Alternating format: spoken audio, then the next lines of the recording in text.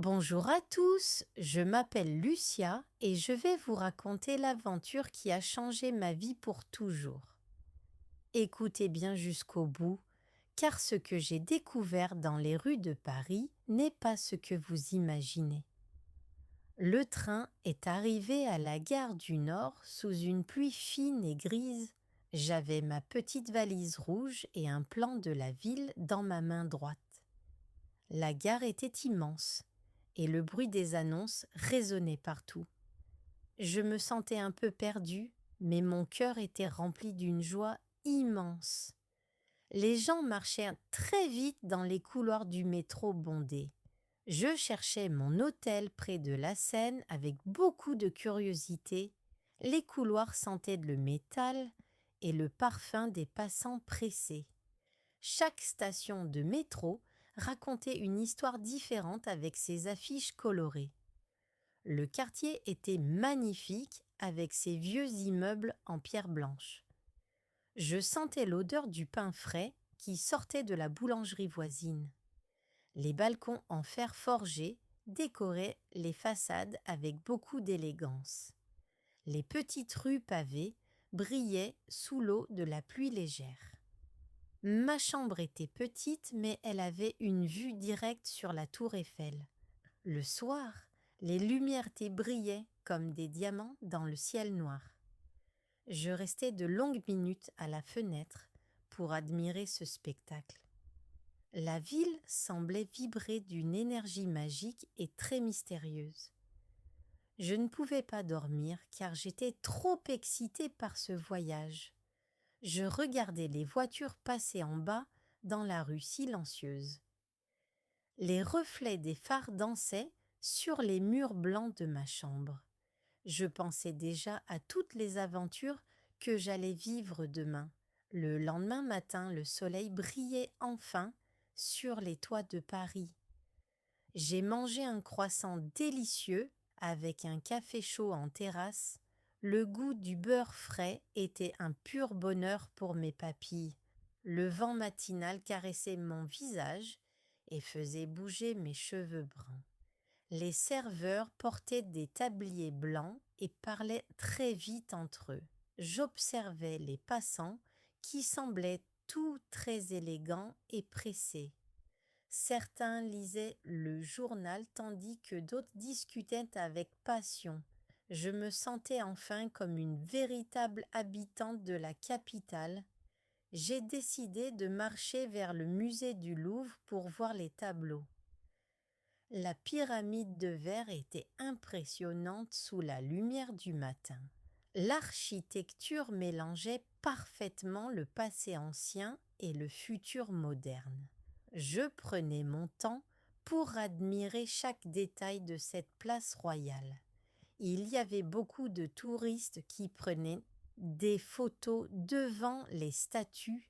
J'ai préféré m'installer sur un banc pour écrire dans mon carnet.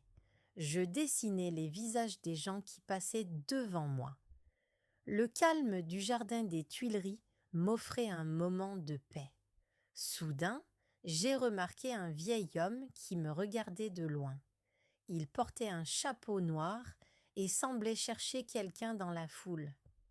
Ses yeux étaient clairs et semblaient porter le poids de nombreux secrets. Il marchait avec une canne en bois foncé, avec beaucoup de lenteur. Il a laissé tomber une petite enveloppe bleue sur le sol mouillé. J'ai couru pour lui rendre, mais l'homme avait déjà disparu. Il s'est évaporé derrière une grande colonne de pierre grise.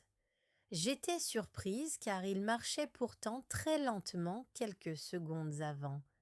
J'ai ramassé l'enveloppe et j'ai senti un papier épais à l'intérieur. Mon cœur battait vite car je sentais que c'était un mystère. L'odeur de l'enveloppe rappelait celle des vieux livres et de la lavande. Je savais que ma vie venait de prendre un tournant inattendu. Je suis retournée dans un petit café pour ouvrir l'enveloppe tranquillement. À l'intérieur, il y avait une vieille carte de l'île Saint-Louis. Le papier était jauni par le temps et les bords étaient un peu abîmés. On pouvait voir les dessins des anciens ponts et des jardins secrets.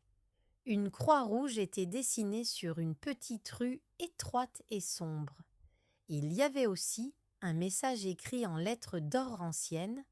L'encre brillait encore un peu quand je l'exposais à la lumière du jour. Chaque mot semblait avoir été écrit avec une grande émotion. « Cherche la porte au lion à minuit », disait le message mystérieux. Je ne savais pas si je devais avoir peur ou être contente. C'était comme une invitation dans un livre de contes pour enfants.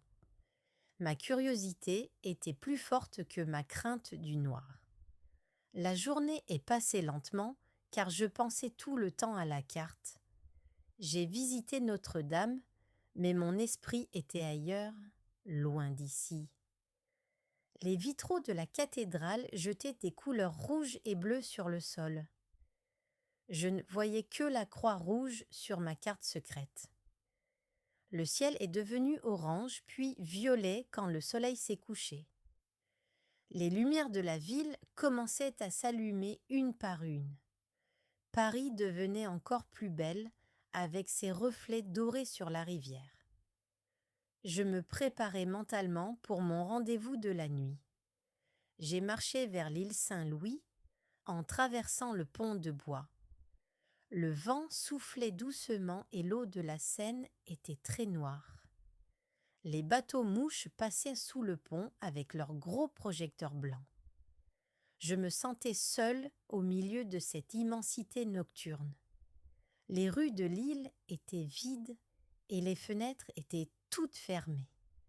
Je cherchais partout la porte avec les 2 lions en pierre. Le quartier semblait dormir sous une couverture de silence absolu. Mes yeux cherchaient le moindre indice sur les façades des immeubles. Le silence était profond et j'entendais seulement le bruit de mes pas. Mon imagination créait des ombres étranges sur les murs des maisons. Chaque coin de rue me faisait sursauter à cause de l'excitation. Je serrais l'enveloppe bleue contre mon manteau pour me rassurer. Soudain, j'ai vu 2 yeux de pierre qui me fixaient dans le noir. C'était la porte des lions, cachée derrière de grandes plantes vertes. Les statues étaient sculptées avec une précision incroyable et magnifique. Elles semblaient monter la garde devant un monde totalement invisible. L'horloge d'une église lointaine a sonné 12 coups dans la nuit. La porte s'est ouverte lentement avec un grincement très inquiétant. Le son a résonné longuement dans la petite rue étroite. J'ai senti un courant d'air frais sortir de l'intérieur de la bâtisse. Une lumière douce sortait de l'entrée et m'invitait à entrer là-bas. J'ai hésité une seconde, puis j'ai franchi le seuil de la maison. Mes pas ne faisaient non plus aucun bruit sur le tapis rouge épais. J'étais entrée dans une autre dimension, loin du Paris moderne.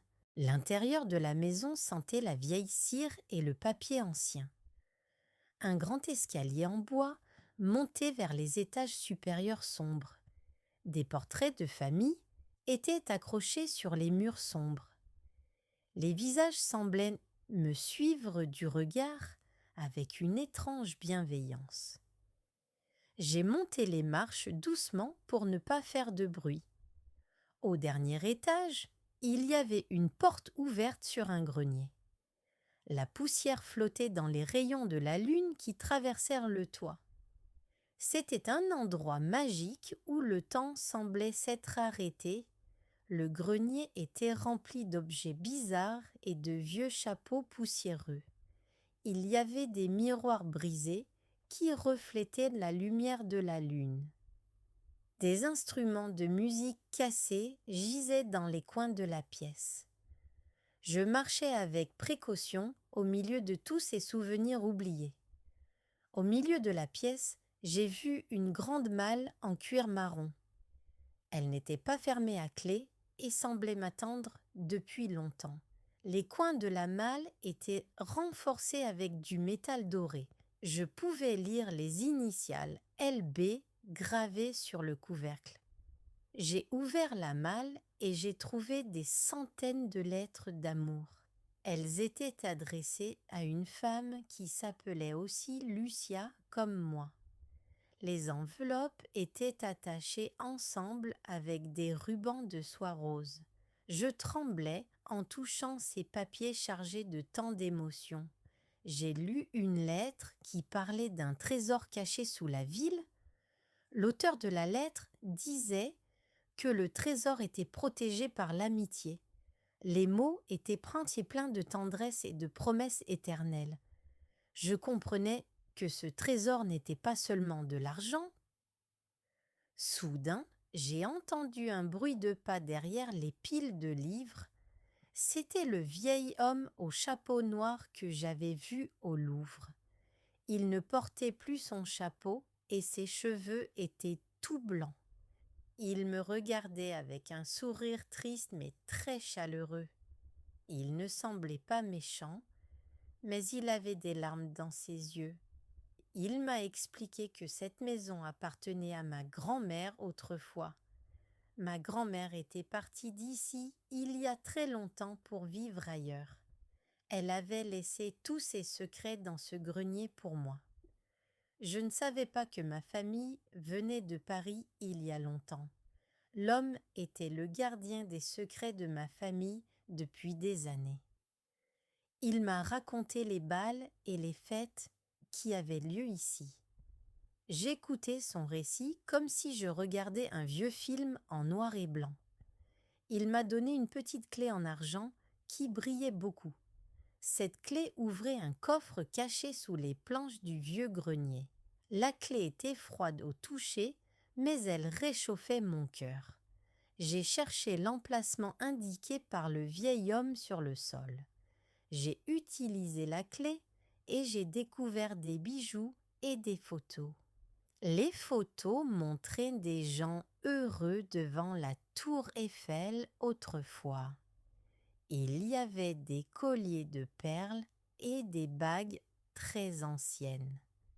Je voyais ma grand-mère jeune sur une photo en noir et blanc. Le vieil homme m'a raconté l'histoire de la résistance pendant la guerre. Ma grand-mère avait aidé beaucoup de gens dans cette petite maison. Elle utilisait le grenier pour cacher des personnes en danger. Son courage était immense face aux difficultés de l'époque. Elle avait caché des documents importants pour sauver des vies humaines. Je me sentais très fière de porter le même prénom qu'elle. Chaque lettre que je lisais révélait un nouvel acte de bravoure. Elle risquait sa vie tous les jours pour la liberté des autres. Nous avons discuté pendant des heures autour d'un thé bien chaud. Il m'a montré des passages secrets qui allaient jusqu'aux catacombes. Ces tunnels étaient utilisés pour circuler sans être vus par les soldats. Je découvrais le Paris souterrain, bien loin des cartes postales. Paris n'était plus seulement une ville de touristes pour moi maintenant. C'était le lieu de mes racines et de mon histoire personnelle. Je comprenais enfin pourquoi j'avais toujours voulu visiter cette ville. Le sang de ma famille coulait dans les veines de ces quartiers. Le lendemain, nous sommes allés ensemble au cimetière du Père-Lachaise. Nous avons déposé des fleurs sur la tombe de ma grand-mère aimée. Le silence du cimetière était seulement troublé par le vent dans les feuilles. Je lui ai promis de ne jamais oublier son histoire incroyable. Le ciel était bleu clair et les oiseaux chantaient dans les grands arbres. Je sentais une paix immense envahir tout mon corps et mon esprit. Les rayons du soleil traversaient les branches pour éclairer le marbre. Je pleurais doucement de joie en pensant à mes nouveaux amis. L'homme m'a dit que je pouvais garder la maison pour mes vacances. C'était le plus beau cadeau que je pouvais recevoir à Paris. Il m'a tendu le gros trousseau de clés de la porte des lions. Je n'arrivais pas à croire que cette demeure était maintenant la mienne. J'ai décidé de rester quelques semaines de plus pour explorer l'île. Je voulais connaître chaque pierre et chaque secret de ce quartier. Je visitais les petites boutiques de fleurs et les galeries d'art. Les commerçants commençaient à reconnaître mon visage et mon sourire. J'ai appris à cuisiner des plats français avec les voisins du quartier. Ils étaient très gentils et m'appelaient la petite fille. Nous partagions de longs repas sur les tables en bois du jardin. J'apprenais les recettes secrètes de la quiche et du pot-au-feu. Mes journées étaient remplies de découvertes et de sourires partagés. Je n'étais plus une touriste égarée, j'étais enfin chez moi ici. Je passais mes après-midi à lire les lettres de la Malle Marron. Chaque page m'apprenait une nouvelle leçon sur la vie et l'amour. Le mystère de l'enveloppe bleue était résolu, mais l'aventure continuait. Je savais que ma vie ne serait plus jamais la même après cela. J'avais trouvé une famille et une raison d'être dans cette ville. La peur avait laissé place à une grande confiance en l'avenir. Le jour de mon départ est arrivé plus vite que je ne pensais. J'ai préparé ma valise, mais elle était plus lourde qu'à l'arrivée. Elle ne contenait plus seulement des vêtements et mon vieux plan. J'avais rangé soigneusement les photos et les bijoux de ma grand-mère. Elle contenait des souvenirs, des lettres et une nouvelle force intérieure. Je suis allée dire au revoir au vieil homme sur le quai. Nous nous sommes serrés dans les bras avec beaucoup d'affection. Il m'a promis de m'écrire régulièrement pour me donner des nouvelles. Il m'a souri et il m'a promis de garder la maison bien propre. Je savais que je reviendrais très bientôt pour le voir encore. Je regardais une dernière fois les toits de Paris depuis le train. La ville semblait me dire au revoir avec ses clochers lointains. Dans le train du retour, je regardais le paysage défiler très vite. Les champs verts remplaçaient les immeubles gris de la grande capitale. Le rythme des roues sur les rails m'aidait à réfléchir calmement. Je me sentais plus forte et beaucoup plus mature qu'il y a un mois.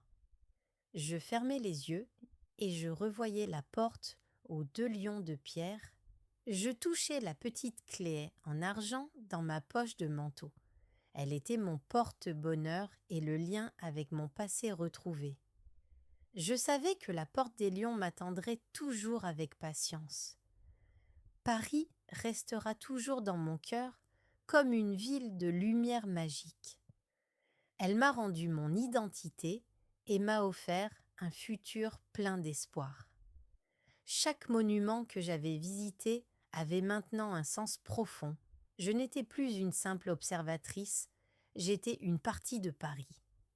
Si vous allez à Paris, regardez bien les enveloppes sur le sol. Peut-être qu'une aventure vous attend aussi au coin d'une rue. N'ayez pas peur de suivre votre curiosité et vos rêves les plus fous. La magie existe vraiment pour ceux qui osent ouvrir les vieilles portes. L'histoire de ma grand-mère vit maintenant à travers mes propres mots. Je vais raconter son courage à tout le monde pour ne pas oublier.